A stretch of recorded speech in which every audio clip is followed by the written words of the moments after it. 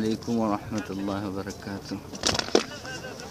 আমরা এখন এরকম একটি জায়গার মধ্যে অবস্থান করতেছি যেখানে পৃথিবীর মধ্যে সবচেয়ে বড় গ্রন্থ আল কোরআনুল কারীম, যা রাসূল সাল্লাল্লাহু আলাইহি সাল্লামের উপর অবতীর্ণ হয়েছে।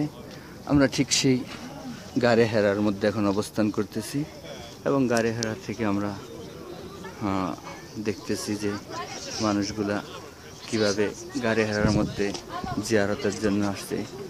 আসলে মূলত গারে হেরাটা এটাই, ওখানে যে মানুষগুলো আপনারা দেখতে পাচ্ছেন নামাজ পড়তে অপেক্ষায় দাঁড়িয়ে আছে। অনেক মানুষ আসছে জিয়ারতের জন্য, আমরা তাদেরকে দেখানোর চেষ্টা করতেছি। আসলে এখানে না আসলে বোঝা যায় না যে রাসূল সাল্লাল্লাহু আলাইহি সাল্লাম কতটা কষ্ট করছে উম্মতে মুহাম্মাদের জন্য, আর তার সাথে সাথে আমাদের কাছে দিন পৌঁছাইছে খুব কষ্টের মাধ্যমে। আল্লাহ তাআলা আমাদের সবাইকে এখানে আসার তৌফিক দান করুক।